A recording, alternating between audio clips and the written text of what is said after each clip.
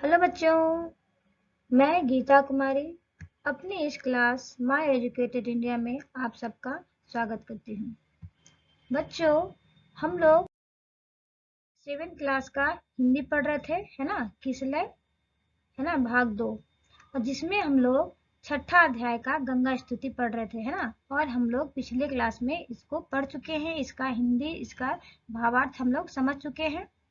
ठीक है, यदि आप लोग उस क्लास को नहीं देखे हैं तो प्लीज प्लेलिस्ट पे लिंक दिया हुआ है, आप जाके वहां से देख सकते हैं। ठीक है, तो आज हम लोग इसको जैसे पढ़ चुके हैं, ठीक है, तो इसका अभ्यास प्रश्न को हम लोग आज पढ़ेंगे, देखेंगे, है ना।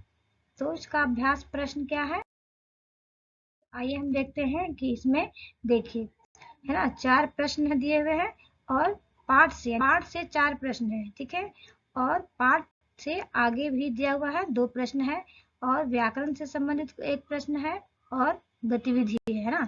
तो इसमें से हम लोग यहाँ व्याकरण तक, है ना, यानी कि पाठ से आगे और व्याकरण, इन तीनों क्वेश्चन का आज हम लोग कवर करेंगे। ठीक है, तो एक एक करके हम इन क्वेश्चन को देखते हैं कि इसमें क्या पूछा गया है। तो पहला क्वेश्चन है हमारा, गंगा स्तुति, है ना, कविता के कवि कौन है।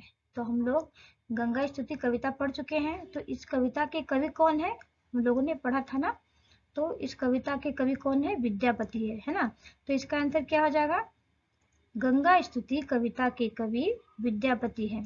ठीक है, अब हम देखेंगे दूसरा क्वेश्चन। दूसरा क्वेश्चन क्या है कि गंगा के किनारे को छोड़ते समय कवि की आंखों से आंसू क्यों बह रहे थे, है ना।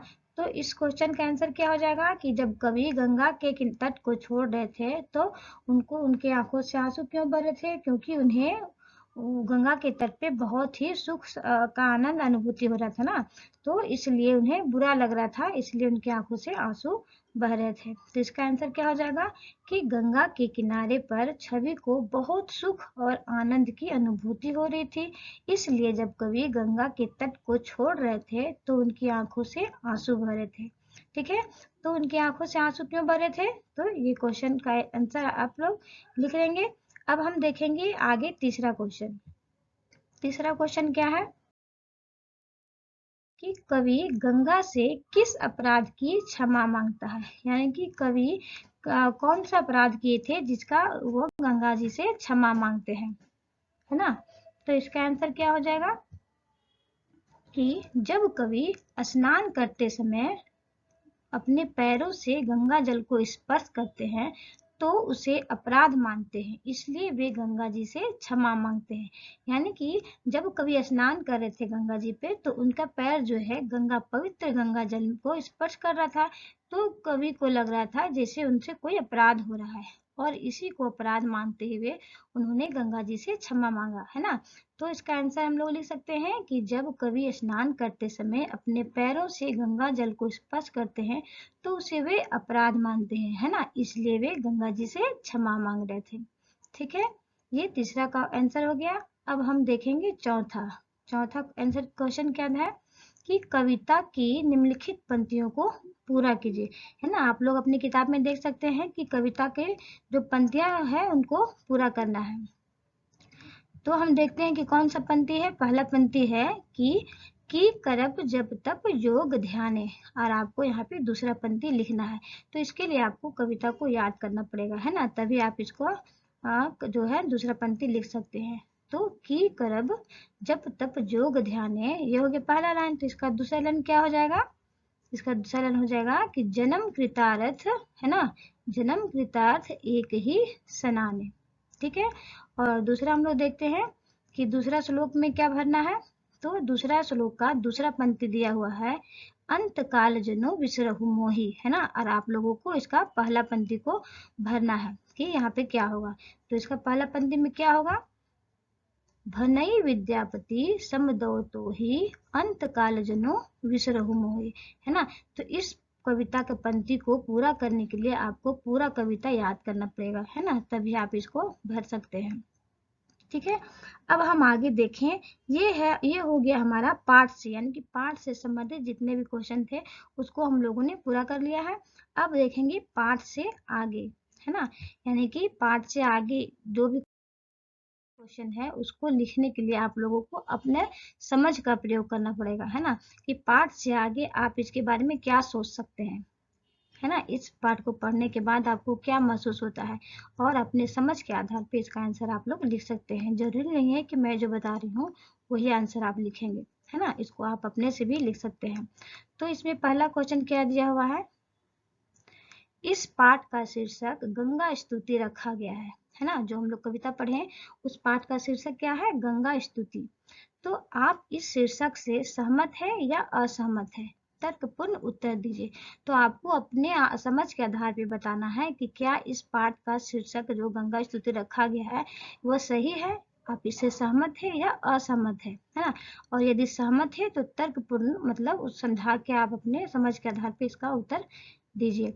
तो हम लोगों ने देखा कि जो गंगा स्तुति है इसमें गंगा जी की महिमा का बखान किया गया है, गंगा जी के बारे में गुणगान किया गया है, इसलिए इस पंक्ति का इसका शीर्षक जो है गंगा स्तुति सही होना चाहिए, है ना, क्योंकि इसमें केवल गंगा जी का ही बारे में कहा गया है।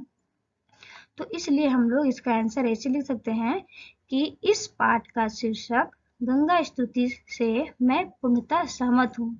ठीक है, और क्यों सहमत हूँ, क्योंकि कवि विद्यापति इस पूरी कविता में गंगा जी का गुणगान कर रहे हैं, है ना, इसलिए इस शीर्षक इसका सही है ना, गंगा स्तुति। और गंगा जी से ही क्षमा प्रार्थना भी कर रहे हैं, यानी कि पूरे कविता में कवि विद्यापति पूरी कविता में गंगा जी का गुणगान कर रहे हैं और गंगा जी से ही क्षमा प्रार्थना भी कर रहे हैं, इसलिए ये जो शीर्षक है वो सही है और मैं इससे सहमत हूँ। तो आप लोग इस तरह से लिख सकते हैं। ठीक है, दूसरा क्वेश्चन क्या है, दूसरा क्वेश्चन है गंगा के अतिरिक्त, है ना, गंगा एक नदी है, तो गंगा नदी के अतिरिक्त अन्य नदियां भी हमारे जीवन के लिए बहुत उपयोगी है ना, उपयोगी। तो इन नदियों का हमारे दैनिक जीवन में क्या महत्व है इसका उल्लेख कीजिए, यानी कि नदियों के हमारे जीवन में क्या महत्व है, उसका हमारे जीवन में क्या उपयोगिता है उसके बारे में लिखना है ना। नदी का जल से हम लोग बहुत सारे हमारे लिए उपयोगी है, बहुत सारे काम हम करते हैं, चाहे वो घरेलू कार्य हो या फिर उद्योग में भी नदियों का किया जाता है, कृषि कार्य में भी किया जाता है ना, परिवहन के लिए भी यानी कि यात्रा करने के लिए भी, एक स्थान से दूसरे स्थान जाने के लिए भी हमें जल परिवहन की आवश्यकता होती है।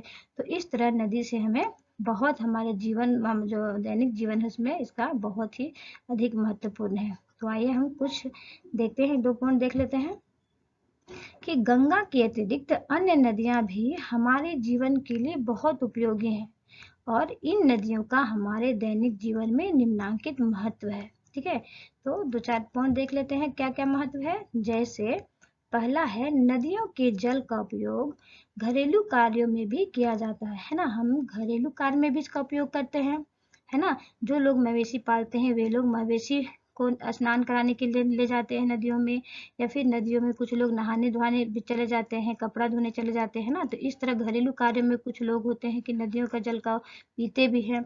तो इस तरह नदियों के जल का उपयोग घरेलू कार्यों में भी किया जा सकता है। और दूसरा हो गया कृषि कार्यों में सिंचाई के लिए भी, है ना, सिंचाई के लिए भी नदी के जल का उपयोग हम लोग करते हैं। और तीसरा पॉइंट हो गया नदियों में मत्स्य पालन से मछली के रूप में खाद्य पदार्थ भी प्राप्त होते हैं, यानी कि नदियों में मत्स्य पालन भी किया जाता है ना। और मत्स्य पालन हमारे लिए हम उसका उपयोग मछली का उपयोग खाने में करते हैं, इसलिए खाद्य पदार्थ में भी हमें प्राप्त होता है। ठीक है, तीसरा पॉइंट हो गया नदियों का उपयोग जल परिवहन के रूप में भी किया जा रहा है ना। आजकल नदी के माध्यम से हम लोग नाव के माध्यम से, बड़े बड़े जहाजों के माध्यम से, है ना, नदी का से परिवहन का भी हम लोग को करते हैं। एक जगह से दूसरे जगह जाने में, एक देश से दूसरे देश जाने में भी परिवहन का रूप में हम लोग उसका प्रयोग करते हैं नदियों का। ठीक है, अब 5वां पॉइंट हो गया नदियां अवशिष्ट पदार्थ यानी कि दूषित पदार्थों को अपने साथ बहा कर ले जाती है, यानी कि पर्यावरण को दूषित होने से भी बचाती है ना। हमारे आसपास के दूषित पदार्थों को वो बहा के ले जाती है और हमको हमारे पर्यावरण को दूषित होने से बचाती है। तो इस तरह नदी जो है यानी नदियों का जल जो है हमारे लिए हमारे दैनिक जीवन में बहुत ही अधिक महत्वपूर्ण है ना। अब हम आगे देखेंगे आगे कौन सा क्वेश्चन है, तो आगे है व्याकरण, है ना, व्याकरण से संबंधित कुछ दिया हुआ है। आइए देखते हैं कि निम्नलिखित शब्दों के पर्यायवाची लिखिए। पर्याय लिखिए। पर्याय का अर्थ होता है, जैसे कि देखिए हम लोग को क्या होता है ना कि एक ही बच्चा का 2-3 नाम होता है ना, प्यार से घर में कुछ और बोला जाता है, उसी का नाम स्कूल में कुछ और होता है। तो इस तरह पर्याय का अर्थ होता है एक ही चीज को अलग अलग नाम से पुकारा जाता है, उसे ही हम कहते हैं पर्याय, है ना। तो आइए हम लोग देखते हैं कौन कौन सा दिया हुआ है पर्यायवाची शब्द लिखने के लिए।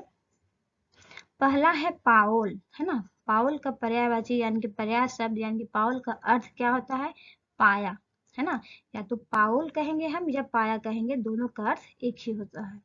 दूसरा है छोड़ित, यानी कि छोड़ते हुए, है ना। कविता में ये शब्द आए हुए हैं, तो छोड़ित का अर्थ होता है यानी कि पर्याय हो गया छोड़ते हुए। तीसरा है समदो। समदो का मतलब क्या होता है, प्रार्थना करना, है ना, निवेदन करना। तो इसका हम कह सकते हैं समदो का पर्याय क्या हो गया, प्रार्थना करना, है ना। चौथा है सनाने। सनाने का अर्थ होता है स्नान, स्नान करना, ठीक है। और पांचवा है पाय। पाय यानी कि पैर, है ना, पाँव हम लोग कहते हैं ना, तो पाय मतलब पैर हो गया। तो इस तरह पर्याय होता है। पर्याय का अर्थ होता है एक ही चीज को अलग अलग नाम से पुकारा जाता है, तो उसे हम पर्यायवाची शब्द कहते हैं, ठीक है। तो इस तरह हम लोग जो है ये भी कवर कर लिए। अब नेक्स्ट क्लास में हम लोग गतिविधि करेंगे, है ना। गतिविधि में भी 2 क्वेश्चन दिया हुआ है, इसको हम लोग नेक्स्ट क्लास में समझेंगे, क्योंकि इसमें जो है चित्रण करने के लिए कहा गया है, दृश्य का चित्रण करने के लिए कहा गया है, और उसमें हम लोग को समय लगेगा, है ना। तो अगले क्लास में हम लोग उसको करेंगे, ठीक है। आज के लिए बस इतना ही, ठीक है बच्चों। आज का क्लास मैं यही खत्म करती हूँ। धन्यवाद बच्चों। जय हिंद, जय बिहार।